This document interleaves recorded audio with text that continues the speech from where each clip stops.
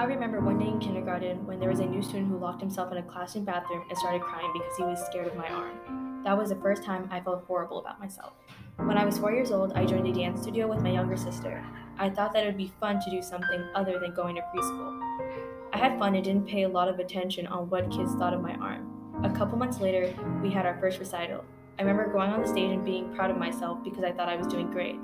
There was a part where we all had to hold hands to form a circle, but when the time came, the kid on my left didn't want to hold my arm. I didn't think much of it, but it was hard on my mom knowing that other kids were scared of touching my hand. She told me she cried when she saw this happen, which hurt me knowing that it hurt her. I grew up with people calling me freaking weird, people bullying me for the way I look, trying to be nice to me because in reality they felt sorry for me. Anywhere I went, people would stare at me like I was a monster. I really never understood why people did these things when I was younger. I ended up losing confidence in myself because of what people thought of me. Growing up, I really never said anything to anyone because I was scared. I was scared of what they would say about me, about what they think about me, so I stayed quiet. I would wear sweaters every day to hide the fact that half of my arm was missing, and still to this day, I still do this. When I started school, my teachers wanted me to have a helper because they thought I wasn't capable of doing things on my own. My parents said no because they always knew that I hated when people asked me if I needed help. Teachers would pull me aside and ask if I was okay, and if I needed to talk to anyone, I could come to them. But I never did because I knew that they would never understand what I was going through. My parents would ask me every day how my day was, but some days I would lie, telling them that my day was great and that I had 100% on my math test. But in reality, someone called me a freak and said I didn't belong here, so I cried in the bathroom so no one would know. I had my own grandfather laugh at me when I told him I wanted to become a doctor, specifically an anesthesiologist.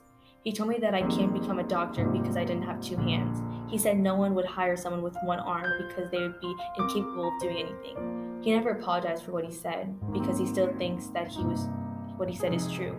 But I also don't think he understood how much that hurt me, knowing how long I hoped at becoming a doctor and hoping that he would be proud of me.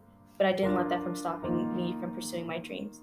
Some days, I would wish I had two hands, wishing that I was like everyone else, not having people stare at me and judging me, making it seem as if I was stupid and always asking if I needed help. Society portrays people with a disability as helpless or a victim, as incapable of doing something on their own, someone that wasn't born normal, whatever that means. There's also a part of our society that portrays people with a disability in a different way, like being a hero, someone who is strong, unique, a person who just wants to fit in like everyone else.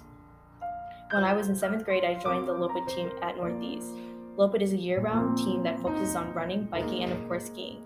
When we started skiing, I was nervous because I felt like not having two hands would mean it wasn't possible for me to get the hang of it. But luckily, I had amazing coaches and, of course, the people I was lucky enough to call my teammates to help me out. Not only did I learn how to ski and grew to love it, but I also found some of my true friends that made me embrace the way that I look and boosted up my confidence. If it wasn't for them, I would have probably given up on skiing, but I knew that they would have never let me. Writing this isn't a way for people to feel sorry for me. It's the opposite. I want to show people that when people feel sorry for me, it makes me feel useless. I qualify myself as a young woman who wants to become successful in life, someone who cares for her family and friends, someone who loves sports and enjoys watching movies. I qualify myself as someone who fights for what they believe in, someone who always wants to the best for themselves. I qualify myself as a Myron Bacchus. But after all of this, I still wonder, do people see me or my disability?